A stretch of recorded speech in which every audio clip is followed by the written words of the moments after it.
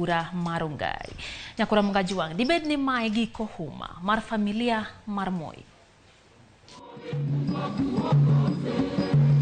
Daniel Toroitich Arap Moi en nying makoluongi to obwongo cherore nyaka e telo mar piny Kenya.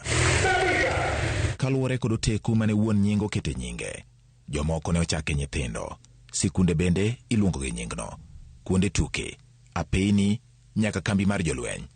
Kae alap mar siasa, nyingno osemoke kuom thuolo ma ok tin higni 44.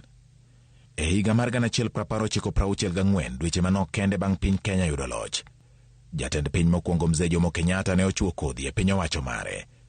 Kodhi mane joma idewo e kindeno ne ok par ni nyalo bedo tiep yadh winy. Daniel Arap Moi. Moi ne ochako dongo.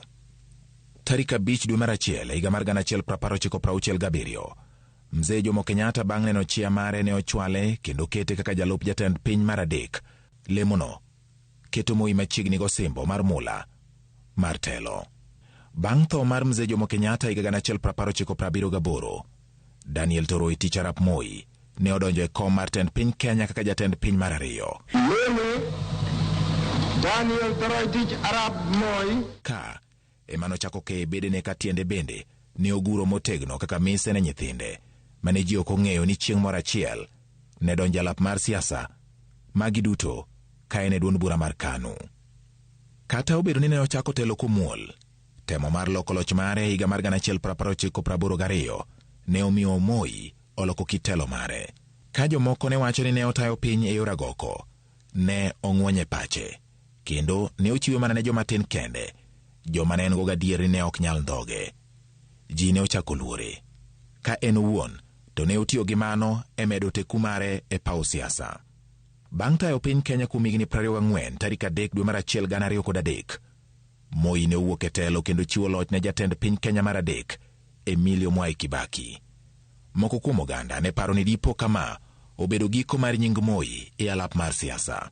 Kaluwore ni ne oguro tiende motegno e siasa mathurka, kendo kata obedo ni nyinge koro ne ok luong mathoth ahinya e alap mar siasa, higa mar 2013, nying Moi duogo kendo e alap mar siasa. Nyithinde ariyo yier, Gideon Kipsilei Towet Moi kaka seneta mar kaunti ma Baringo, ka owadgi Raymond Kipruto Moi kaka jaod bura mar Ongai e kaunti ma Nakuru, mana e bwo tiko mar duond bura mane wuongi otiyogo e kindene duto mag siasa, KANU.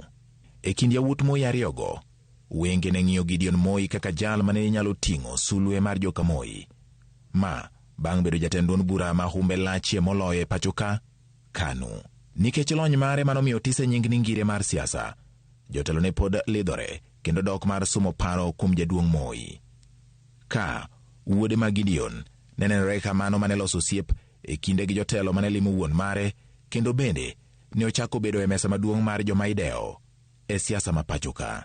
Bang' tho mar jaduong' Moi e higa mar 2020, Raymond Moi ne omiyo wadgi matin Gideon Moi nyaruga mar loch mar wuon mare. Bas jogoo mwenyewe amelala, na kama amelala kwa kisiasa itakuwa huyu, sivyo? So mimi tu ni kusema hivi, kwa vile mzee alituchunga sisi, kwa vile mzee alichunga Kenya hii, pia sisi tunamwambia huyu, tunamwambia KANU ya mke. Gideon yango ting ma engo mar tingo nying Moi malo, ne oyie gi ting. Hata kushika hii rungu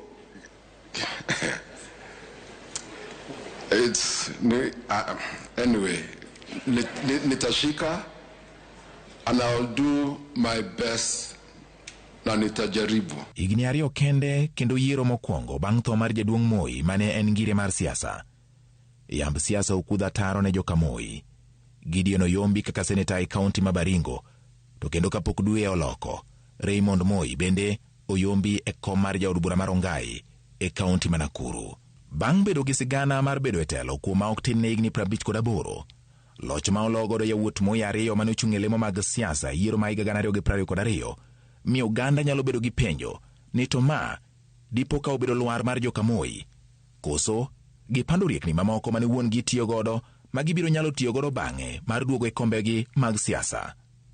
George Bati, Ramogi TV.